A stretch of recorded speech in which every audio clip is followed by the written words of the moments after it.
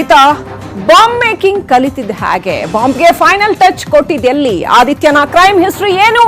ಇದು bomb secret.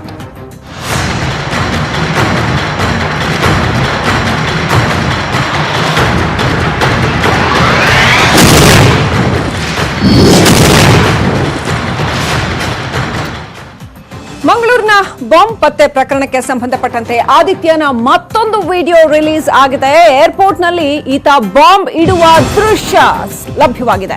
ಬ್ಯಾಗ್ನಿಂದ hook ಹೊರ ತೆಗೆಯುವ ಆದಿತ್ಯ ಆ ಬಾಂಬ್ ಇದ್ದ ಬ್ಯಾಗ್ ಅನ್ನ ಅಲ್ಲೇ ಇಟ್ಟು ಹೋಗ್ತಾನೆ.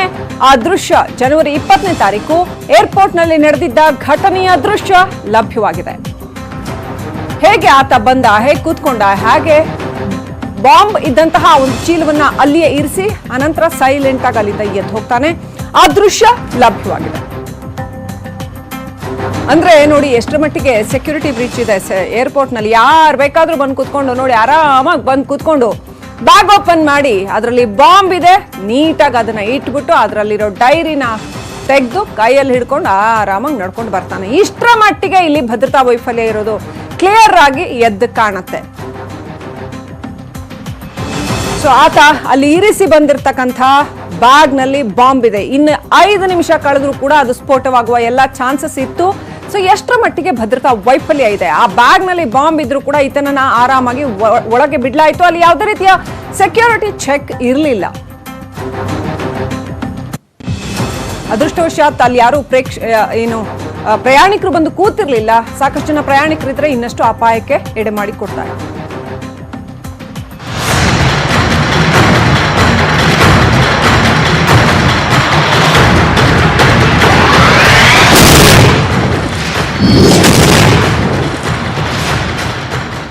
ಹಾಗಾದ್ರೆ ಯಾಕೆ ಬ್ಲಾಸ್ಟ್ ಆಗ್ಲಿಲ್ಲ?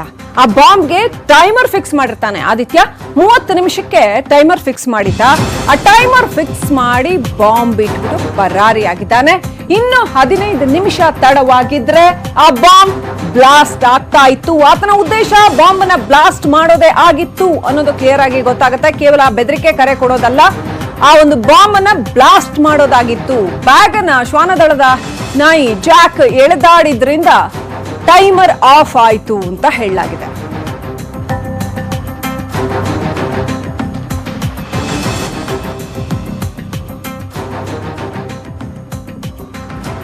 ಅಪಾಯವನ್ನು ತಪ್ಪಿಸಿರ್ತಕ್ಕಂಥ ಆ ಶ್ವಾನದಳದ ನಾಯಿ ಇದು ಅದನ್ನ ತಗೊಂಡೋಗಿ ಅಲ್ಲಿ ಪರಿಶೀಲನೆ ಮಾಡಿದ್ದಾರೆ. ಆ ಸಂದರ್ಭದಲ್ಲಿ ಆ ಬ್ಯಾಗ್ ಶಂಕಾಸ್ಪದ ಬ್ಯಾಗ್ ಅಂತ ಅದು ಚೆನ್ನಾಗಿ ಎಳೆದಾಡಿದೆ. ಅಲ್ಲಿ ಆ ಸಂದರ್ಭದಲ್ಲಿ ಟೈಮರ್ ಆಫ್ ಆಗಿದೆ ಅಂತ ಹೇಳಲಾಗ್ತಾ ಇದೆ. ಕನೆಕ್ಷನ್ ತಪ್ಪಿರೋದ್ರಿಂದ ಟೈಮರ್ ಆಫ್ ಆಗಿದೆ ಅನ್ನೋದು ಪೊಲೀಸರು ಹೇಳ್ತಾ ಇರ್ತಕ್ಕಂಥದ್ದು. ಅಪಾಯವನ್ನು ತಪ್ಪಿಸಿರುವಂತಹ ನಾಯಿ ಜಾಕ್ ನೋಡ್ತಾ ಇದ್ದೀರಿ. ಅಲ್ಲಿ ಪರಿಶೀಲನೆ ವೇಳೆ ಆ ಬ್ಯಾಗ್ ಅನುಮಾನಾಸ್ಪದವಾಗಿದೆ ಅಂತ ಕ್ಲಿಯರ್ ಆಗಿ ಅದು ತೋರಿಸ್ಕೊಟ್ಟಿದೆ. ಅದರಿಂದಾಗಿ ಆಗಬಹುದಾಗಿದ್ದಂಥ ಅನಾಹುತ ತಪ್ಪಿದೆ. ಕೆಲವಾರು ಜೀವಗಳು ಹೋಗಬಹುದಾಗಿದ್ದಂಥ ಒಂದು ಅನಾಹುತ. ಇನ್ನು 15 ನಿಮಿಷ ಬಿಟ್ಟಿದ್ರೆ ಅಲ್ಲಿ ಬಾಂಬ್ ಬ್ಲಾಸ್ಟ್ ಆಗ್ತಾ ಇತ್ತು ಅಂತ ಹೇಳಲಾಗಿತ್ತು. ಈತ ಅದನ್ನ ಅರ್ಧ ಗಂಟೆಗೆ ಟೈಮರ್ ಫಿಕ್ಸ್ ಮಾಡಿ ಅಲ್ಲಿಂದ ಎಸ್ಕೇಪ್ ಆಗಿದ್ದಾನೆ. ನಿಧಾನಕ್ಕೆ ಬಂದು ಎಸ್ಕೇಪ್ ಆಗಿದ್ದಾನೆ. ಹೊರಗಡೆ ಸ್ವಲ್ಪ ಓಡೋಡ್ ಬಂದು ರಿಕ್ಷಾ ಹಿಡಿದು ಹೋಗಿದ್ದಾನೆ. ಅನಂತರ ಪೊಲೀಸರಿಗೆ ಈ ರೀತಿ ಕರೆ ಮಾಡಿದ್ದಾನೆ. ಅಲ್ಲಿ ಪೊಲೀಸರು ತಕ್ಷಣ ಇಮ್ಮಿಡಿಯೇಟ್ಲಿ ಅಲ್ಲಿಗೆ ರೀಚ್ ಆಗಿದ್ದಾರೆ. ಶ್ವಾನದಳದಿಂದ ಪರಿಶೀಲನೆ ಮಾಡಿದ್ದಾರೆ. ಆಗ ಈ ಶಂಕಾಸ್ಪದ ಬ್ಯಾಗ್ ಪತ್ತೆಯಾಗಿದೆ. ಈ ಜಾಕ್ ನಾಯಿ ಏನಿದೆ ಚೆನ್ನಾಗಿ ಎಳೆದಾಡಿದೆ ಆ ಬ್ಯಾಗ್ ಅನ್ನ. ಅದು ಅತ್ಯಂತ ಶಂಕಾಸ್ಪದ ಬ್ಯಾಗ್ ಅಂತ ಗೊತ್ತಾಗಿದ್ರಿಂದ ಆ ಸಂದರ್ಭದಲ್ಲಿ ಡಿಸ್ಕನೆಕ್ಟ್ ಆಗಿದೆ ಟೈಮರ್.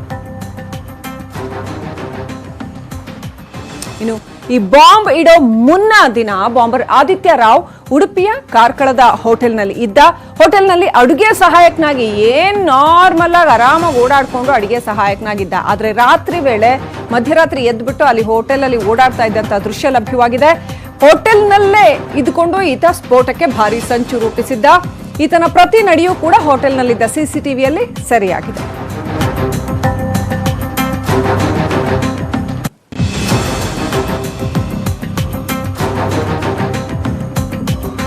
ಆ ದೃಶ್ಯಗಳನ್ನ ನೋಡ್ತಾ ಇದ್ರೆ ಆತ ಹೋಟೆಲ್ಗೆ ಬರುವಂಥದ್ದು, ಅಲ್ಲಿ ಕೆಲ್ಸಕ್ಕೆ ಸೇರ್ಕೊಳ್ಳುವಂಥದ್ದು. ಫಸ್ಟ್ ಆತ ಬಂದು ಕೆಲಸ ಇದೆಯಾ ಅಂತ ಕೇಳಿ ಸೇರ್ಕೊಳಕ್ ಹೋಗ್ತಾನೆ. ಇಲ್ಲ ನೀನು ಆಧಾರ್ ಕಾರ್ಡ್ ಎಲ್ಲ ತಗೊಂಡ್ ಬರ್ಬೇಕು ಅಂತ ಹೇಳ್ತಾರೆ. ಆಮೇಲೆ ಹೋಗಿ ಮತ್ತೆ ಆಧಾರ್ ಕಾರ್ಡ್ ಎಲ್ಲ ತಗೊಂಡು ಮತ್ತೆ ಹೋಟೆಲ್ ಒಳಗಡೆ ಎಂಟ್ರಿ ಆಗುವಂಥದ್ದು. ತನ್ನ ಬ್ಯಾಗಲ್ಲಿರೋ ಡಾಕ್ಯುಮೆಂಟ್ಸ್ ಚೆಕ್ ಮಾಡ್ಕೋತಾನೆ. ಆನಂತರ ಹೋಟೆಲ್ನಲ್ಲಿ ಅವತ್ತೇ ಮಧ್ಯಾಹ್ನ ಕೆಲಸಕ್ಕೆ 1.5 ದಿನದಲ್ಲಿ ನಡೆದಿರುವಂತಹ ಘಟನೆಗಳು.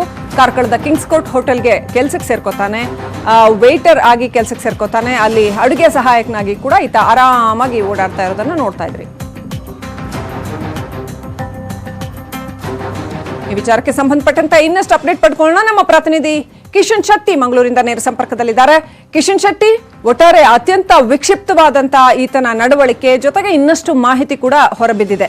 ಸೊ ಹಾಗೆ ಈತ ಬಾಂಬ್ನ ತಗೊಂಡೋಗಿ ಅಲ್ಲಿ ಇರಿಸಿದ ಏರ್ಪೋರ್ಟ್ ಅಲ್ಲಿ ಆರಾಮಾಗಿ ಅಂತ ಪ್ರಶ್ನೆ ಇರೋದು ಕಿಶನ್ ಶೆಟ್ಟಿ, ಅಲ್ಲಿ ಯಾವುದೇ ರೀತಿಯ ಭದ್ರತಾ ವ್ಯವಸ್ಥೆ ಇರ್ಲಿಲ್ವಾ? ಸಿಸಿಟಿವಿಗಳು ವರ್ಕ್ ಆಗ್ತಿರ್ಲಿಲ್ವಾ? ಆತನನ್ನು ಯಾರು ಚೆಕ್ ಮಾಡಲಿಲ್ಲ ಅಂತ ಏನಿದೆ ಅಪ್ಡೇಟ್? ಶ್ರೀಲಕ್ಷ್ಮಿ, ಭದ್ರತಾ ವೈಫಲ್ಯದಿಂದ ಈ ಘಟನೆ ಆಗಿದೆ ಅನ್ನುವಂಥದ್ದು ಈಗ ಪ್ರಾಥಮಿಕ ಮೂಲಗಳ ಮಾಹಿತಿ. ಹಾಗಾಗಿ ಭದ್ರತಾ ವೈಫಲ್ಯ ಅತ್ಯಂತ ನೇರವಾಗಿ ಈ ಪ್ರಕರಣಕ್ಕೆ ಕಾರಣವಾಗಿರುವಂತದ್ದು. ಏರ್ಪೋರ್ಟ್ ನಲ್ಲಿ ಎಂಟ್ರೆನ್ಸ್ ಅಲ್ಲಿ ಸಿಸಿ ಕ್ಯಾಮೆರಾ ಕೂಡ ಸರಿ ಇಲ್ಲ ಮತ್ತು ಆ ಎಂಟ್ರೆನ್ಸ್ ಅಲ್ಲಿ ಯಾರು ಕೂಡ ಚೆಕ್ ಮಾಡದೇ ಇರೋ ಕಾರಣಕ್ಕಾಗಿ ಇಷ್ಟು ದೊಡ್ಡ ಅನಾಹುತ ಒಂದು ಆಗಬಹುದಿತ್ತು. ಅದನ್ನ ಪೊಲೀಸರ ಚಾಣಾಕ್ಷತನದಿಂದ ಅನಾಹುತ ತಪ್ಪಿ ಹೋಗಿರುವಂತದ್ದು. ಸುಮಾರು 8:35 ವೇಳೆಗೆ ಮಂಗಳೂರಿನ ಏರ್ಪೋರ್ಟ್ಗೆ ಆತ ಒಂದು ಬ್ಯಾಗ್ ತಂದು ಆ ಚೇರ್ ಮೇಲೆ ಇಟ್ಟಿದ್ದ. ಆದ್ರೆ ಒಂದು ಬ್ಲೂ ಕಲರ್ ನೋಟ್ ಅನ್ನು ಆತ ಕೈಯಲ್ಲಿ ಇಟ್ಕೊಂಡಿದ್ದ. ಅದರಲ್ಲಿ 30 ನಿಮಿಷಗಳ ಕಾಲ ಒಂದು ಟೈಮರ್ ಬಾಂಬ್ ಅನ್ನು ಅದರಲ್ಲಿ ಫಿಕ್ಸ್ ಮಾಡಿದ್ದ. ಸುಮಾರು 15 ನಿಮಿಷಗಳ ನಂತರ ಏರ್ಪೋರ್ಟ್ ನ CSF ಸಿಬ್ಬಂದಿಯಲ್ಲಿ ಇರುವಂತಹ ಒಂದು ನಾಯಿ, ಅದು ಶ್ವಾನ ಜಾಕ್ ಏನಿದೆ, ಅದು ಬಂದು ಆ ಬ್ಯಾಗ್ ಅನ್ನ ಪರಿಶೀಲನೆ ಮಾಡುತ್ತೆ. ಈ ಸಂದರ್ಭದಲ್ಲಿ ಅದರಲ್ಲಿ ಬಾಂಬ್ ಇರೋದು ಗೊತ್ತಾಗುತ್ತೆ. ಹಾಗಾಗಿ ತಕ್ಷಣವಾಗಿ ಅಲ್ಲಿದ್ದಂತಹ ಪೊಲೀಸರು ಕಾರ್ಯಪ್ರವೃತ್ತರಾಗಿ ಆ ಟೈಮ್ ಬಾಂಬರ್ ಅನ್ನ ಆಫ್ ಮಾಡಿದ್ದಾರೆ. ಇಲ್ಲದಿದ್ರೆ 30 ನಿಮಿಷಗಳಲ್ಲಿ ಆ ಬಾಂಬ್ ದೊಡ್ಡ ಮಟ್ಟದಲ್ಲಿ ಸ್ಫೋಟವಾಗಿ ಸಾಕಷ್ಟು ಜನರ ಸಾವು ನೋವಿಗೆ ಕಾರಣವಾಗ್ತಾ ಇತ್ತು. ಆದ್ರೆ ಆ ನಾಯಿಯಿಂದಾಗಿ ಇವತ್ತು ದೊಡ್ಡ ಮಟ್ಟದ ಅನಾಹುತವನ್ನು ತಪ್ಪಿ ಹೋಗಿದೆ. ಪೊಲೀಸರು ಈಗಾಗಲೇ ತನಿಖೆಯನ್ನ ಮುಂದುವರಿಸಿದ್ದಾರೆ. CSF ಅಧಿಕಾರಿಗಳು ಕೂಡ ತನಿಖೆಯನ್ನ ಮುಂದುವರಿಸಿದ್ದಾರೆ. ಏರ್ಪೋರ್ಟ್ಗೆ ಎಂಟ್ರಿ ಆಗುವಂತಹ ಸಂದರ್ಭದಲ್ಲಿ ಆತನನ್ನ ತಡೆದಿದ್ರೆ ಮತ್ತು ಆಟೋವನ್ನ ಪರಿಶೀಲನೆ ಮಾಡದಿದ್ರೆ ಈ ರೀತಿಯ ಅನಾಹುತಗಳಿಗೆ ಕಾರಣ ಆಗ್ತಾ ಇಲ್ಲ. ಇಷ್ಟು ದೊಡ್ಡ ಪ್ರಮಾಣದಲ್ಲಿ ಜನ ಆತಂಕ ಪಡುವುದಕ್ಕೂ ಕೂಡ ಕಾರಣವಾಗ್ತಾ ಇರಲಿಲ್ಲ. ಪೊಲೀಸರು ಈಗ ನೇರವಾಗಿ CSF ಅಧಿಕಾರಿಗಳ ನಿರ್ಲಕ್ಷ್ಯ ಮತ್ತು ಅವರ ಬೇಜವಾಬ್ದಾರಿಯಿಂದಲೇ ಈ ರೀತಿಯ ಘಟನೆ ಆಗಿದೆ ಅಂತ ಹೇಳುವಂಥದ್ದು. ಒಟ್ಟಿನಲ್ಲಿ ಒಂದು ದೊಡ್ಡ ಅನಾಹುತವನ್ನ ಜಾಕ್ ನಾಯಿ ತಪ್ಪಿಸಿದೆ. ಇಡೀ ಮಂಗಳೂರು ಬೆಚ್ಚಿ ಬೀಳುವಂತಹ ಒಂದು ಪರಿಸ್ಥಿತಿ ಇತ್ತು. ಆ ಪರಿಸ್ಥಿತಿ ಸ್ವಲ್ಪ ಮಟ್ಟಿಗೆ ತಣ್ಣಗಾಗಿರೋಕೆ ನೇರ ಕಾರಣ ಆ ನಾಯಿಯ ಚಾಣಾಕ್ಷತೆ, ಬುದ್ಧಿಪರತೆ ಮತ್ತು ಅಲ್ಲಿನ CSF ಅಧಿಕಾರಿಗಳ ಕಾರ್ಯಕ್ಷಮತೆ ಅಂತ ಹೇಳ್ಬೋದು. Srilakshmi, thank you Kishan Shetty ಡೀಟೇಲ್ಸ್ಗಾಗಿ.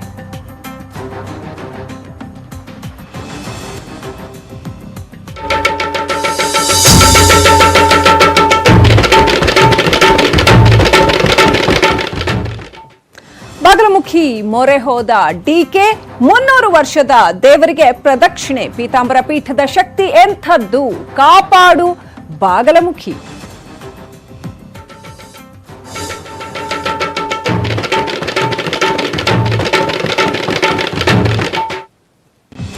ಏನೇ ಹರಸಾಹಸ ಮಾಡಿದ್ರು ಕೂಡ KPCC ಅಧ್ಯಕ್ಷ ಪಟ್ಟ ಒಲಿತಾ ಇಲ್ಲ.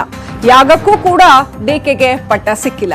ಮಧ್ಯಪ್ರದೇಶದ ದೇವರ ಮೊರೆ ಹೋಗಿದ್ದಾರೆ DK ಶಿವಕುಮಾರ್. ಪೂಜೆ ಪುನಸ್ಕಾರ ಮಾಡ್ತಾ ಇದ್ದಾರೆ. ಅಲ್ಲಿ ಬಾಗಲಮುಖಿ ದೇವಸ್ಥಾನದಲ್ಲಿ ಹೋಗಿ ಹೋಮ ಹವನ ಮಾಡಿಸ್ತಾ ಇದ್ದಾರೆ ಅನ್ನುವಂಥದ್ದು. 300 ವರ್ಷಗಳ ಇತಿಹಾಸ ಇರುವಂತಹ ದೇವಸ್ಥಾನ ಇದಾಗಿದೆ ಬಾಗಲಮುಖಿ ದೇವಸ್ಥಾನ. ಮಧ್ಯಪ್ರದೇಶದ ಪೀತಾಂಬರ ಪೀಠದಲ್ಲಿ ವಿಶೇಷ ಪೂಜೆ ನೆರವೇರಿಸ್ತಾ ಇದ್ದಾರೆ DK ಶಿವಕುಮಾರ್. ಅಲ್ಲಿನ ಬಾಗಲಮುಖಿ ದೇವಸ್ಥಾನದಲ್ಲಿ ಹೋಮ ಹವನ ಎಲ್ಲ ಮಾಡ್ತಾ ಇದ್ದಾರೆ. ಆ ಚಿತ್ರಗಳು ಲಭ್ಯವಾಗಿದೆ. ಇನ್ನು ಮೊನ್ನೆ ಅಷ್ಟೇ ತುಮಕೂರಿನಲ್ಲಿ ಶತಚಂಡಿಕಾ ಯಾಗ ಮಾಡಿಸಿದ್ರು. ಈಗ ಮಧ್ಯಪ್ರದೇಶದಲ್ಲಿ ಹೋಮ ಹವನ ಮಾಡಿಸ್ತಾ ಇದ್ದಾರೆ. ಬಾಗಲಮುಖಿ ದೇವಸ್ಥಾನದಲ್ಲಿ DK ಶಿವಕುಮಾರ್ ವಿಶೇಷ ಪೂಜೆ ಮಾಡಿಸ್ತಾ ಇದ್ದಾರೆ.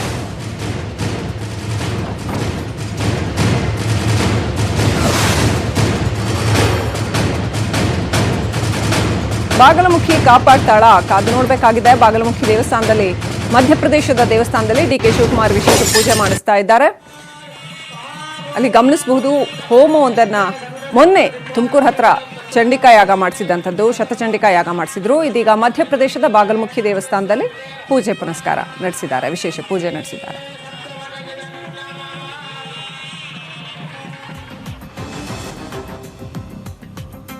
ಹಾಗಾದ್ರೆ ಏನು ಈ ದೇವಸ್ಥಾನದ ಮಹಿಮೆ, ಕ್ವಿಕ್ ಆಗಿ ನೋಡ್ಬಿಡೋಣ. ಬಾಗಲಮುಖಿ ಅಂದರೆ ಶಿವನ ಹಿಂಬದಿ ಅನ್ನೋ ಅರ್ಥ ಪೀತಾಂಬರಿ ದೇವಿ ಅಂತ ಕೂಡ ಪುರಾಣದಲ್ಲಿ ಉಲ್ಲೇಖ ಆಗಿರ್ತಕ್ಕಂಥದ್ದು. ಬಹಳ ವಿಶೇಷ ಮಹತ್ವ ಇರತಕ್ಕಂಥ ದೇವಸ್ಥಾನ ಇದು.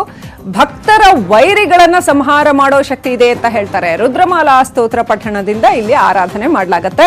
ಶತ್ರು ಸಂಹಾರ ಆಗತ್ತೆ ಅನ್ನೋ ವಿಶೇಷವಾದ ನಂಬಿಕೆ ಈ ಬಾಗಲಮುಖಿ ದೇವಸ್ಥಾನಕ್ಕಿದೆ. ಇಚ್ಛಾಶಕ್ತಿಯನ್ನ ಪೂರೈಸೋದಕ್ಕೆ ಇಲ್ಲಿ ಪೂಜೆ ಮಾಡಲಾಗತ್ತೆ, ಯಜ್ಞವನ್ನು ಕೂಡ ಮಾಡಲಾಗತ್ತೆ ಅಂತ ಹೇಳಲಾಗಿದೆ. ಯಾವುದೋ ಪ್ರದೇಶವನ್ನ ವಶಪಡಿಸಿಕೊಳ್ಬೇಕು ಅಂದ್ರೆ, ಜೊತೆಗೆ ತಾಂತ್ರಿಕ ಆಚರಣೆಗಳ ಮುಖಾಂತರ ಇಲ್ಲಿ ಶತ್ರು ಸಂಹಾರ ಕೂಡ ನಡೆಯುತ್ತೆ ಅಂತ ಹೇಳಲಾಗಿದೆ. ಮಧ್ಯಪ್ರದೇಶದ ಪ್ರಮುಖ 3 ಶಕ್ತಿ ದೇವತೆಗಳ ದೇವತೆ ಈಕೆ. ಇಲ್ಲಿ ಶೈವ ಮತ್ತು ಶಕ್ತಿ ಮಾರ್ಗದ ಸಂತರು ತಾಂತ್ರಿಕ ಆಚರಣೆಗಳನ್ನು ಕೂಡ ಮಾಡ್ತಾರೆ ಅಂತ ಹೇಳಲಾಗಿದೆ. ಬಾಗಲಮುಖಿ ಜೊತೆ ಅಲ್ಲಿ ಲಕ್ಷ್ಮೀ, ಕೃಷ್ಣ, ಹನುಮಾನ ಕೂಡ ವಿರಾಜಮಾನರಾಗಿದ್ದಾರೆ. ಸ್ಮಶಾನದಲ್ಲಿರ್ತಕ್ಕಂಥ ಶಕ್ತಿ ದೇವತೆ ಅಂತ ಹೇಳಲಾಗಿದೆ. ಅಂಥ ಒಂದು ಶಕ್ತಿ ದೇವತೆಯ ಪೀಠದಲ್ಲಿ ಡಿ ಕೆ ಶಿವಕುಮಾರ್ ಹೋಗಿ ಪೂಜೆ ಮಾಡಿಸ್ತಾ ಇದ್ದಾರೆ. ಯಾವ ರೀತಿಯ ಪೂಜೆ ಅದು ಅನ್ನೋದು ಇನ್ನಷ್ಟೇ ಗೊತ್ತಾಗಬೇಕಾಗಿದೆ. ಇಲ್ಲಿ ತುಮಕೂರು ಹತ್ರ ಅವ್ರು ಮಾಡಿಸಿದ್ದು ಶತಚಂಡಿಕಾ ಯಾಗ. ಇನ್ನು ಮಧ್ಯಪ್ರದೇಶದ ಈ ಬಾಗಲಮುಖಿ ಪೀಠದಲ್ಲಿ ಹೋಗಿ ಅಲ್ಲಿ ಮಾಡಿಸ್ತಾ ಇರ್ತಕ್ಕಂಥದ್ದು ಯಾವ ಥರದ ಪೂಜೆ ಅನ್ನೋದು ಗೊತ್ತಾಗಬೇಕಾಗಿದೆ. ಅಲ್ಲಿ ಶೈವೈಟ್ಸ್ ಮತ್ತೆ ತಾಂತ್ರಿಕರು ಕೂಡ ತಮ್ಮ ಆಚರಣೆಗಳನ್ನ ಮಾಡ್ತಾರೆ. ಒಟ್ಟಾರೆ ಅಲ್ಲಿ ಬಹಳ ಪ್ರಮುಖವಾಗಿ ವೈರಿಗಳನ್ನ ಸಂಹಾರ ಮಾಡುವಂತಹ ಒಂದು ಪೂಜೆಗಳನ್ನ ನೆರವೇರಿಸಲಾಗತ್ತೆ. ಈ ಬಗ್ಗೆ ಮಾತನಾಡೋದಕ್ಕೆ ನಮ್ಮ ಜೊತೆ ಕಾಳಿದೇವಿ ಉಪಾಸಕರಾಗಿರ್ತಕ್ಕಂಥ ಚಂದಾ ಪಾಂಡೆ ಅವರು ಫೋನ್ ಸಂಪರ್ಕದಲ್ಲಿದ್ದಾರೆ. ನಮಸ್ಕಾರ ಅಮ್ಮ. ನಮಸ್ತೆ. ಚಂದಾ ಪಾಂಡೆ ಅವರೇ, ಈ ಮಧ್ಯಪ್ರದೇಶದ ಬಾಗಲಮುಖಿ ದೇವಸ್ಥಾನಕ್ಕೆ ಹೋಗಿ ಡಿ ಕೆ ಶಿವಕುಮಾರ್ ಅವರು ಪೂಜೆ ಮಾಡಿದ್ದಾರೆ. ತಮ್ಗೇನಾದ್ರೂ ಮಾಹಿತಿ ಇದೆಯಾ? ಬಾಗಲಮುಖಿ ದೇವಸ್ಥಾನ ಎಂತ ದೇವಸ್ಥಾನ, ಯಾವ ತರದ ಪೂಜೆಗಳಾಗತ್ತೆ ಅಲ್ಲಿ? ಅಲ್ಲಿ ಆಕ್ಚುಲಿ ಮಧ್ಯಪ್ರದೇಶ, ಉತ್ತರ ಪ್ರದೇಶ ಈ ಕಡೆ ಅಂದ್ರೆ ಉತ್ತರ ಭಾರತದ ಕಡೆ ಕೆಲವೊಂದು ದೇವಸ್ಥಾನಗಳಿದೆ. ಆ ದೇವಸ್ಥಾನಗಳಲ್ಲಿ ಸ್ಥಳ ಮಹಿಮೆ ಅಂತ ತಗೊಳ್ತೀವಿ ಮತ್ತು ಪ್ರಸಂಗ ಮಹಿಮೆ ಅಂತ ತಗೊಳ್ತೀವಿ. ಅಂದ್ರೆ ಯಾವುದೇ ಒಂದು ದೇವರು ಅವತಾರ ತಗೊಳ್ಳೋದಿಕ್ಕೆ ಒಂದು ಪ್ರಸಂಗ ಅಂತ ಬರುತ್ತೆ. ಆಗಿನ ಕಾಲದಲ್ಲಿ ಸ್ಥಾನಮಾನಗಳನ್ನ ತೆಗೆದುಕೊಳ್ಳೋದಕ್ಕೋಸ್ಕರ ಋಷಿ ಮಹರ್ಷಿಗಳು ಅಥವಾ ಏನು ನಾವು ಸಪ್ತರ್ಷಿಗಳು ಈ ತರ ಹೇಳ್ತೀವಲ್ವಾ, ಅಥವಾ ದಶಾನಾಮಿಗಳು ಅಂತ ಹೇಳ್ತೀವಿ. ಗುರುಗಳು, ದಶಾನಾಮಿಗಳು ಅಂದ್ರೆ 10 ಸರ್ನೇಮ್ ಹೊಂದಿರತಕ್ಕಂತಹ ಗುರುಗಳು ಅಂತ ಹೇಳ್ತೀವಿ. ಅವರ ಆದೇಶದ ಮೂಲಕ ಕೆಲವೊಂದು ಪೂಜೆಗಳನ್ನ ಮಾಡಿಸುವಂತಹದ್ದು ಸ್ಥಾನಮಾನಗಳು. ಹಾಗೂ ಇವಾಗ ಯಾವುದೋ ಒಂದು ನಂದೊಂದು ಪೀಠ ಅಂದ್ರೆ ನಾನು ಹೇಳ್ತಿರೋದು ಈಗಿನ ರಾಜಕೀಯ ಬಗ್ಗೆ ಅಲ್ಲ, ಆಗಿನ ಕಾಲದಲ್ಲಿ ರಾಜರು ಅಂತ ಇರ್ತಿದ್ರಲ್ವಾ, ಅವರ ಪೀಠವನ್ನ ಉಳಿಸ್ಕೊಳ್ಳಿಕ್ಕೋಸ್ಕರ ಅಥವಾ ಅದರ ಸ್ಥಿರತೆಗೋಸ್ಕರ ಅಂತ ಸಾಕಷ್ಟು ಈ ತರದ ದೇವಾಲಯಗಳು ಮಧ್ಯಪ್ರದೇಶ, ಉತ್ತರ ಪ್ರದೇಶ ಕಡೆ ತುಂಬಾ ಇದೆ. ಅಲ್ಲಿ ಪೂಜೆ ಮಾಡಿಸಿದಾಗ ಆ ಒಂದು ನಮ್ಮ ಸಂಕಲ್ಪ ಇರುತ್ತೆ ಅಥವಾ ಮನೋವಾಂಛಿತಗಳೇನಿರುತ್ತೆ ಅದು ಈಡೇರುತ್ತೆ ಅನ್ನುವ ಉಲ್ಲೇಖಗಳು ಇದೆ. ಹಾಗಾಗಿ ಮೇ ಬಿ ಅವರು ಅಲ್ಲಿ ಪೂಜೆ ಮಾಡಿಸ್ತಾ ಇದ್ದಾರೆ. ಇಲ್ಲಿ ತಾಂತ್ರಿಕ ಪೂಜೆಗಳನ್ನ ಮಾಡ್ಲಾಗತ್ತೆ ಅಂತ ಹೇಳಲಾಗ್ತಾ ಇದೆ. ಬಾಗಲಮುಖಿ ದೇವಸ್ಥಾನ ಸ್ಮಶಾನದಲ್ಲಿದೆ ಅಂತ ಕೂಡ ಹೇಳಲಾಗ್ತಾ ಇದೆ. ಈ ತಾಂತ್ರಿಕ ಪೂಜೆಗಳಲ್ಲಿ ಸಾಕಷ್ಟು ವಿಧಗಳಿದ್ದಾವೆ. ಇಲ್ಲಿ ಯಾವ ತರ ಮಾಡ್ತಾರೆ, ಆ ಬಗ್ಗೆ ಏನಾದ್ರು ಮಾಹಿತಿ ಇದೆಯಾ? ಅಲ್ಲ, ಹೌದು. ಯಾವುದೇ ಒಂದು ತಾಂತ್ರಿಕ ಪೂಜೆ ಅಂದಿದ್ಕೂಡಲೇ ಬಲಿ ಕೊಡ್ತಾರೆ ಅಂತ ಅಲ್ಲಪ್ಪ. ಏನು ದೊಡ್ಡ ದೊಡ್ಡ ಒಂದು ಪ್ರಮಾಣದಲ್ಲಿ ಯಾಗಗಳನ್ನ ಮಾಡಿ ಅದಕ್ಕೆ ಬರೀ ಮುದ್ರಾ ಕೊಡೋದು, ಹವಿಸ್ಗಳನ್ನ ಕೊಡ್ತೀವಲ್ಲ ಮುದ್ರಾ ಮುಖೇನ, ಆ ತರ ಅಲ್ಲದೆ ನವಧಾತು ನವರತ್ನಗಳನ್ನ ಕೊಟ್ಕೊಂಡು ಪೂಜೆ ಮಾಡುವಂತಹ ಒಂದು ವಿಧಿನೂ ಇದೆ ಅಲ್ಲಿ. ಆಯ್ತಾ? ಒರಿಜಿನಲ್ ಅಂದ್ರೆ ಒರಿಜಿನಲ್ ಸ್ಟೋನ್ಗಳನ್ನ ಗ್ರಹಗಳ ಚಾರಗಳು ಸರಿ ಹೊಂದ್ಲಿ ಅಂತ ನಿಜವಾದ ನವರತ್ನಗಳನ್ನ ಹಾಕುವಂಥದ್ದು, ನವಧಾತುಗಳನ್ನ ಹಾಕುವಂಥದ್ದು, ನವ ಪಾಷಾಣಗಳನ್ನ ಕೊಡುವಂಥದ್ದು. ಯಾಕಂದ್ರೆ ತಾಂತ್ರಿಕ ಪೂಜಾದಲ್ಲಿ ಬರೋದು ಮುಖ್ಯ ಇದೆ. ನವಧಾತು, ನವಪಾಷಾಣ, ನವರತ್ನಗಳು, ನವಧಾನ್ಯಗಳು, ಈ ತರ ಏನು 9 ರೀತಿಯಾದಂತಹದಿದೆ. ಇದು ತಾಂತ್ರಿಕ ಪೂಜಾದಲ್ಲಿ ಇದೆ ಅಪ್ಪ ಮೇನು. ಯಾವುದೇ ಕಾರಣಕ್ಕೂ ತಾಂತ್ರಿಕ ಪೂಜಾ ಅಂದಿದ್ಕೊಳ್ಳೆ ಬಲಿಹರಣ ಅಂತ ಇರೋಲ್ಲ. ಆಯ್ತಾ? ತಾಂತ್ರಿಕ ಪೂಜಾ ಅಂದ್ರೆ ಮುಖ್ಯವಾಗಿ ಇನ್ನೊಂದು ವಿಚಾರ ಹೇಳ್ಬೇಕಂದ್ರೆ, ತಂತ್ರ ಅಂದ್ರೆ ಯಾವುದಾದ್ರೂ ಒಂದು ತೊಂದರೆಗೆ ಪರಿಹಾರವನ್ನ ಕಂಡು ಹಿಡಿದುಕೊಳ್ಳುವಂತಹ ಪದ್ಧತಿಗೆ ತಾಂತ್ರಿಕ ಅಂತ ಬಂದಿರುವಂತಹ ಒಂದು ಪದ. ರೈಟ್. ಥ್ಯಾಂಕ್ ಯು ಚಂದಾ ಪಾಂಡೆ ಅವರೇ, ಸಾಕಷ್ಟು ಮಾಹಿತಿಯನ್ನ ಕೊಟ್ರಿ. ಒಟ್ಟಾರೆ ಡಿ ಕೆ ಶಿವಕುಮಾರ್ ಅವರು ಈ ಬಾಗಲಮುಖಿ ದೇವಸ್ಥಾನದಲ್ಲಿ ಹೋಗಿ ಪೂಜೆ ಮಾಡಿಸ್ತಾ ಇರೋದು ಬಹಳ ವಿಶೇಷವಾಗಿ ಕಾಣ್ತಾ ಇದೆ. ಇನ್ನು ಮಾಜಿ ಸಚಿವ ಡಿ ಕೆ ಶಿವಕುಮಾರ್ ಎಷ್ಟೇ ಸರ್ಕಸ್ ಮಾಡಿದ್ರು ಕೂಡ ಅಷ್ಟೊಂದು ಸಲೀಸಾಗಿ ಇಲ್ಲ. ಕೆಪಿಸಿಸಿ ಅಧ್ಯಕ್ಷ ಪಟ್ಟ ಸಿಗ್ತಾ ಇಲ್ಲ. ಇನ್ನೇನು ಅನೌನ್ಸ್ ಆಗೇ ಬಿಡ್ತು ಅಂತಾಗಿ ಇನ್ನೂ ಕೂಡ ಏನು ಅನೌನ್ಸ್ ಆಗಲಿಲ್ಲ. ಹೈಕಮಾಂಡ್ ಮೂಲಕ ಲಾಬಿ ಮಾಡಿದ್ದಾಯ್ತು, ಸೋನಿಯಾ ಗಾಂಧಿ ಅವ್ರ ಮೇಲೆ ಒತ್ತಡ ಹೇರಿದ್ರು ಅಂತ ಹೇಳಲಾಯ್ತು. ಆದ್ರೂ ಇನ್ನೂ ಕೂಡ ಅವರ ಅಧ್ಯಕ್ಷ ಪಟ್ಟ ಕನ್ಫರ್ಮ್ ಆಗ್ತಿಲ್ಲ. ಹೀಗಾಗಿ ದೇವರ ಮೊರೆ ಹೋಗಿದ್ದಾರೆ. ಯಾದಗಿರಿ ಜಿಲ್ಲೆಯ ವಡಗೇರ ತಾಲೂಕಿನ ಗೋನಾಲ ಗ್ರಾಮದಲ್ಲಿರೋ ಗಡೆ ದುರ್ಗಾ ದೇವಿಗೆ ವಿಶೇಷ ಪೂಜೆ ಸಲ್ಲಿಸಿದ್ದಾರೆ. ಅರ್ಚಕ ಮಹದೇವಪ್ಪ ಪೂಜಾರಿ ಇಲ್ಲಿ ವಿಶೇಷ ಪೂಜೆಯನ್ನ ನೆರವೇರಿಸಿದ್ದಾರೆ. ಡಿಕೆ ಶಿವಕುಮಾರ್ ಅವರಿಗೆ ಕೆಪಿಸಿಸಿ ಅಧ್ಯಕ್ಷ ಸ್ಥಾನ ಸಿಗಲಿ ಅಂತ ಪತ್ರದಲ್ಲಿ ಬರೆದು ದೇವರ ಪಾದದ ಬಳಿ ಇಟ್ಟು ಪೂಜೆ ಮಾಡಿದ್ದಾರೆ. ಈ ಹಿಂದೆಯೂ ಸಹ ಡಿಕೆ ಶಿವಕುಮಾರ್ ಅವರು ಇದೇ ಕ್ಷೇತ್ರಕ್ಕೆ ಬಂದು ಹಲವು ಬಾರಿ ಪೂಜೆ ಸಲ್ಲಿಸಿ ಹೋಗಿದ್ರು.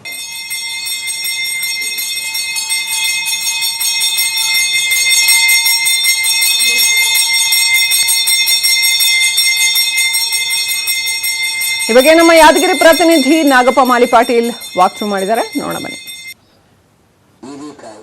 ಮಾಜಿ ಸಚಿವ ಡಿ ಕೆ ಶಿವಕುಮಾರ್ ಅವರು ಸಾಕಷ್ಟು ಬಾರಿ ಸಂಕಷ್ಟ ಇದ್ದಾಗ ಕೂಡ ಇದೇ ಗಡೆ ದುರ್ಗಾದೇವಿ ಕೂಡ ಡಿ ಕೆ ಶಿವಕುಮಾರ್ ಅವರನ್ನು ರಕ್ಷಣೆ ಕೂಡ ಮಾಡಿದ್ದಾಳೆ ಅಂತ ಹೇಳ್ಬೋದು. ದೇವಿಯ ಕೃಪಾ ಕಟಾಕ್ಷೆಯಿಂದ ಡಿ ಕೆ ಶಿವಕುಮಾರ್ ಅವರು ಕೂಡ ಸಂಕಷ್ಟದಿಂದ ಪಾರು ಕೂಡ ಆಗಿದ್ದಾರೆ.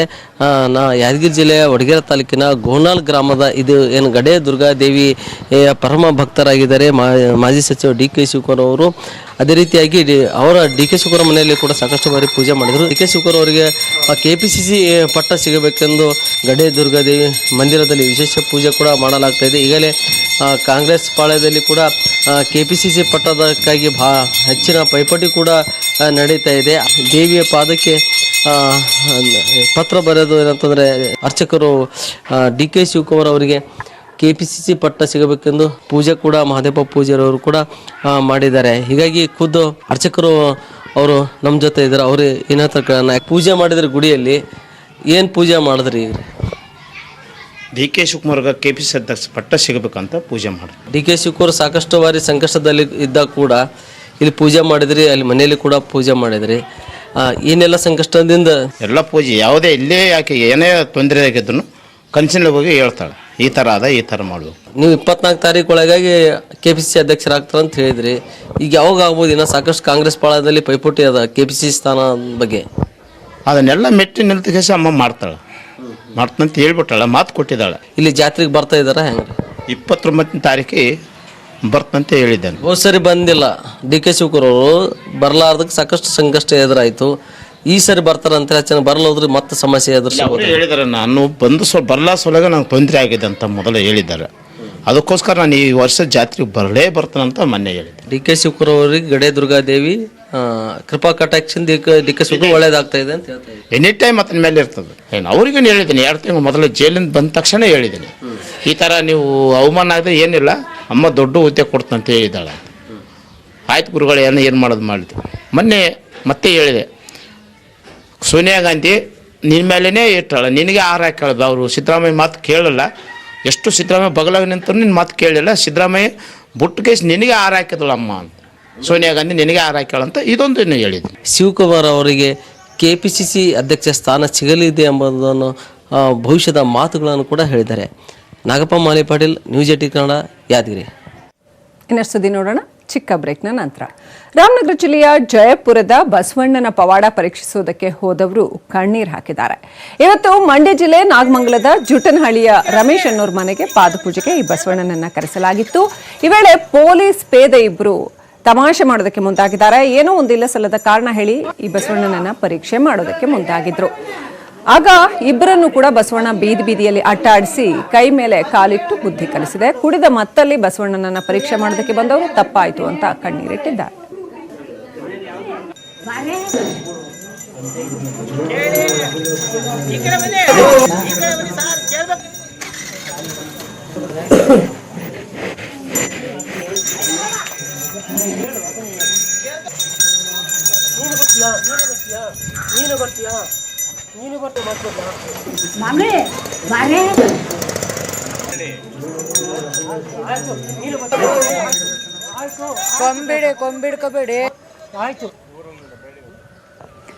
ಇಲ್ಲಿನ ಗ್ರಾಮಸ್ಥರಾಗಿರ್ತಕ್ಕಂಥ ರಮೇಶ್ ಅವರು ಫೋನ್ ಸಂಪರ್ಕದಲ್ಲಿದ್ದಾರೆ ಈ ವಿಚಾರಕ್ಕೆ ಸಂಬಂಧಪಟ್ಟಂತೆ. ನಮಸ್ಕಾರ ರಮೇಶ್ ಅವರೇ.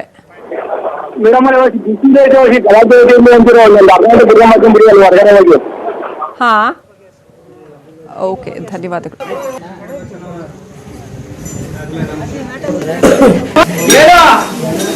ರಾಮನಗರದಲ್ಲಿ ಈ ಬಸವಣ್ಣನನ್ನ ಪರೀಕ್ಷೆ ಮಾಡೋದಕ್ಕೆ ಅಂತ ಇಬ್ರು ಪೇದೆಗಳಿಬ್ರು ಕುಡ್ಕೊಂಡು ಏನೇನೋ ತಮಾಷೆ ಮಾಡೋದಕ್ಕೆ ಹೋಗಿದ್ದಾರೆ. ಅದರಿದ್ರು ಅದು ಚೆನ್ನಾಗಿ ಬುದ್ಧಿ ಕಲಿಸಿರ್ತಕ್ಕಂಥ ಘಟನೆ ನಡೆದಿದೆ. ನಮ್ಮ ಎಲ್ಲ ತರ್ಕವನ್ನ ವಾದವನ್ನ ಬದಿಗಿಟ್ಟು ಈ ಘಟನೆಯನ್ನ ನೋಡಲೇಬೇಕಾಗಿದೆ. ಯಾಕಂತಂದ್ರೆ ಆ ಒಂದು ಘಟನೆಯಲ್ಲಿ ಬಸವಣ್ಣ ನಡ್ಕೊಳ್ತಾ ಇರೋ ರೀತಿಯನ್ನ ನೋಡಿದ್ರೆ ಇದನ್ನ ಪ್ರಶ್ನೆ ಮಾಡೋದಕ್ಕೆ ಕಷ್ಟ ಆಗುತ್ತೆ. ಆ ರೀತಿನಲ್ಲಿ ಆ ಬಸವಣ್ಣ ನಡ್ಕೊಂಡಿದೆ.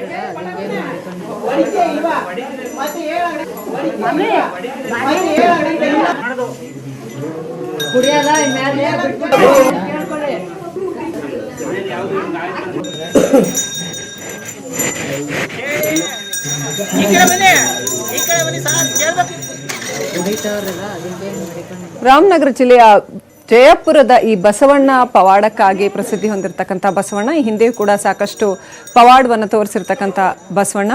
ಇನ್ನಷ್ಟು ಅಪ್ಡೇಟ್ ಪಡ್ಕೊಳ್ಳೋಣ. ನಮ್ಮ ಪ್ರತಿನಿಧಿ ರಾಘವೇಂದ್ರ ಫೋನ್ ಸಂಪರ್ಕದಲ್ಲಿದ್ದಾರೆ. ರಾಘವೇಂದ್ರ, ಈ ಹಿಂದೂ ಕೂಡ ಇದೇ ರೀತಿಯ ಸಾಕಷ್ಟು ಪವಾಡಗಳನ್ನ ಮಾಡಿರ್ತಕ್ಕಂಥ ಬಸವಣ್ಣ ಇದು. ಥೇಟ್ ಮನುಷ್ಯರು ಹೇಗೆ ಯೋಚನೆ ಮಾಡ್ತಾರೋ, ಹೇಗೆ ನಡ್ಕೊಳ್ತಾರೋ, ಅಥವಾ ಮನುಷ್ಯರಿಗಿಂತ ಉತ್ತಮವಾಗಿ ನಡ್ಕೊಳ್ಳುತ್ತೆ ಅನ್ನುವ ಉದಾಹರಣೆಗಳು ಸಾಕಷ್ಟು ಸಿಕ್ಕಿದಾವೆ. ಈ ಸಾರಿ ಏನಾಯ್ತು ರಾಘವೇಂದ್ರ? ಖಂಡಿತವಾಗಿಯೂ ಶ್ರೀಲಕ್ಷ್ಮಿ, ಏನು ಸಕ್ಕನಾಡು ಮಂಡ್ಯದಲ್ಲಿ ದೇವರ ಬಸಪ್ಪಗಳು ಮೇಲಿನ ಮೇಲೆ ಪವಾಡಗಳು ಕೂಡ ಮಾಡ್ತಾ ಇವೆ. ಇದರಲ್ಲಿ ನಿನ್ನೆ ಕೂಡ ಏನು ನಾಗಮಂಗಲದ ಜುಟ್ಟಹಳ್ಳಿ ಗ್ರಾಮದಲ್ಲಿ ಏನು ಒಂದು ರಮೇಶ್ ಮೂವರ ಮನೆಯಲ್ಲಿ ಒಂದು ಮಾಟವನ್ನ ಮಾಡ್ತಿರೋ ಇದ್ರ ಮೇಲೆ ಆ ಒಂದು ದೇವರ ಬಸವನ್ನ ಕಳಿಸಲಾಗಿತ್ತು. ಈ ವೇಳೆ ಏನು ಗ್ರಾಮಕ್ಕೆ ಬಂದ ಬಸವನ ಪಾದ ಪೂಜೆ ಮಾಡಿದಾಗ ಕೆಲವರು ಬಸವನನ್ನ ಪರೀಕ್ಷೆ ಮಾಡ್ಲಿಕ್ಕೆ ಹೋದ್ರು. ಈ ಬಸವ ಹೇಗೆ ಇದ್ದಕ್ಕೆ ಆದ್ರೆ ಈ ಸಂದರ್ಭದಲ್ಲಿ ಅವ್ರು ಏನು ಪರೀಕ್ಷೆ ಮಾಡೋದು ಬಂದಂತಹ ಭಕ್ತರು ಅಂತ ಹೇಳಿದ್ರೆ ಅವರನ್ನೇ ಒಂದು ತಕ್ಕ ಪಾಠ ಕಲಿಸುವಂತ ಒಂದು ನಿದರ್ಶನ ಅಂತ ಹೇಳ್ಬೋದು. ಯಾಕೆಂದ್ರೆ ಒಬ್ಬ ಪೊಲೀಸ್ ಪೇದೆಯು ಕೂಡ ಆ ಬಸಪ್ಪನ ಪರೀಕ್ಷೆ ಮಾಡ್ಲಿಕ್ಕೆ ಮುಂದಾದ, ಯಾವ ಸುಳ್ಳು ನೆಪವನ್ನು ಹೇಳ್ಕೊಂಡು ಬಸವನ ಪಾಲನೆ ಕೇಳಕ್ ಮುಂದಾದ. ಆ ಸಂದರ್ಭದಲ್ಲಿ ಬಸಪ್ಪ ಆ ವ್ಯಕ್ತಿಯನ್ನ ಆ ಊರ್ನ ಬೀದಿಯನ್ನು ಕೂಡ ಅಟ್ಟಾಡಿಸ್ಕೊಂಡು ಹೋದ್ರೆ, ಮತ್ತೊಂದು ಕಡೆ ಏನು ಕುಡಿದ ಮಕ್ಕಳಿಂದ ಬಂದಂತ ವ್ಯಕ್ತಿಯೊಬ್ಬ ಮದ್ಯವನ್ನು ಸೇವಿಸಿ ಬಸಪ್ಪನ ಪಾದ ಕೇಳಕ್ಕೆ ಬಂದಿದ್ದ. ಅವನಿಗೂ ಕೂಡ ಬಸಪ್ಪ ಅಲ್ಲಿಯೇ ಒಂದು ತುಮ್ಮಿನ ಟಿವಿಯ ಮೂಲಕ ಆತನ ಒಂದು ಪಾದ ಕೈ ಇತ್ತು, ಕೈ ಮೇಲೆ ತನ್ನ ಕಾಲನ್ನ ಇಟ್ಕೊಂಡು ಸುಮಾರು 1 ಗಂಟೆಗಳ ಕಾಲ ಆತನ ಕೈ ಇಟ್ಟಿತ್ತು. ಕೊನೆಗೆ ಆತ ಕ್ಷಮೆ ಕೇಳಿದ ನಂತರವೇ ಆತನ ಕಾಲನ್ನ ಇಟ್ಕೊಂಡಿತ್ತು. ಈ ರೀತಿಯಾಗಿ ಬಸಪ್ಪ ಎಲ್ಲೋ ಒಂದು ಕಡೆ ದೇವರ ಪವಾಡದ ಬಸಪ್ಪನ ಅಲ್ಲಿ ಪ್ರಸಿದ್ಧಿಯಾಗಿದ್ದು. ಕೊನೆಗೆ ಇದೆಲ್ಲ ಮುಗಿದ ನಂತರ ಆ ಊರನ್ನು ಕೂಡ ಏನು ಮಾಟ ಮಾಡ್ತಿದ್ದಂತ ಏನೋ ಒಂದು ವಸ್ತು ಇತ್ತು, ಅದನ್ನು ಕೂಡ ಹೆಚ್ಚಿಸುವ ಮೂಲಕ ಅಲ್ಲಿ ಒಂದು ಪ್ರಶಂಸೆಗೂ ಪಾತ್ರ ಆಯ್ತು ಅಂತ ಹೇಳ್ಬೋದು ಶ್ರೀಲಕ್ಷ್ಮಿ. ಥ್ಯಾಂಕ್ ಯು ರಾಘವೇಂದ್ರ ಡೀಟೇಲ್ಸ್ಗಾಗಿ. ಇನ್ನು ಈ ಬಸವಣ್ಣನನ್ನ ನೋಡಿಕೊಳ್ಳುವಂತಹ ಬಸವನ ಗುಡ್ಡಪ್ಪ ಅಂತ ಕರೀತಾರೆ ಅವ್ರಿಗೆ, ಸುಖೇಂದ್ರ ಅವರು ನಮ್ಮ ಜೊತೆ ಫೋನ್ ಸಂಪರ್ಕದಲ್ಲಿದ್ದಾರೆ. ನಮಸ್ಕಾರ ಸುಖೇಂದ್ರ ಅವರೇ. ನಮಸ್ತೆ ಮೇಡಮ್. ಏನ್ ಹೇಳೋದಕ್ಕೆ ಬಯಸ್ತೀರಿ ಇವತ್ತು ನಡೆದಿರುವಂತಹ ಘಟನೆ ಬಗ್ಗೆ? ಮೇಡಮ್, ತುಂಬಾ ಪವಾಡ ಇದೆ ಬಸಪ್ಪನಲ್ಲಿ. ಮತ್ತೆ ಮಠ ಮಂತ್ರ ಯಾರಾದ್ರೂ ಮಾಡ್ತಿದ್ರೆ ಮನೆ ಹತ್ರ ಊತಿರ್ತಾರೆ. ಅವರು ತುಂಬಾ ಕಡೆ ಎಲ್ಲ ಹೋಗಿ ತುಂಬಾ ಬೇಜಾರ ತೆಗಿತಾರೆ. ಮತ್ತೆ ಇಲ್ಲಿ ನಮ್ ದೇವಸ್ಥಾನ ಹತ್ರ ಬಂದು ಬಸಪ್ಪನವ್ರ ಮರೆ ಬಿದ್ದಿ ಕೇಳ್ತಾರೆ, ಕಷ್ಟ ಸುಖ ಎಲ್ಲ ಹೇಳ್ಕೊಂತಾರೆ. ಇವತ್ತೇನ್ ನಡೀತು? ಯಾಕೆ ಆ ಪೊಲೀಸ್ ಪೇದೆನ ಹಂಗ ಅಟ್ಟಿಸ್ಕೊಂಡು ಹೋಗ್ತಾ ಇದೆ ಬಸವಣ್ಣ? ಮೇಡಮ್, ಇದು ಅವರು ಪೊಲೀಸ್ನವರು ನಮ್ಗೆ ಯಾರೋ ಮಾಡ್ತಾವ್ರೆ ಅಂತ ಮತ್ತೆ ಬಂದು ಅಪ್ಪ ಕೂತ್ಕೊಳ್ತಾನೆ. ಆ ಕೂತ್ಕೊಂಡಾಗ ಮತ್ತೆ ಬಸವಪ್ಪ ಅವ್ರಿಗೆ ಸೂಚನೆ ಕೊಡ್ತಾನೆ, ಬಟ್ ಅವ್ರಿಗೆ ನಿನ್ಗೆ ಯಾರು ಮಾಡ್ತಿಲ್ಲ ಇದೋಳು ಅಂತ. ಪೊಲೀಸ್ನವರು ಮತ್ತೆ ಅದು ಕೂತ್ಕೊಂಡು ಪಾದ ಕೇಳಕ್ಕೆ ಪ್ರಯತ್ನ ಪಡ್ತಾರೆ, ಅವಾಗ ಹೊಡಿತದೆ ಮೇಡಮ್ ಅವ್ರಿಗೆ. ಓಕೆ. ಸೊ ಹೀಗೆ ಸಾಕಷ್ಟು ಪವಾಡಗಳನ್ನ ಮಾಡಿದ್ದಾರೆ ಬಸವಣ್ಣ ಅಂತ. ಧನ್ಯವಾದಗಳು ನ್ಯೂಸ್ 18 ನೊಂದಿಗೆ ಮಾತನಾಡಿದ್ದಕ್ಕೆ.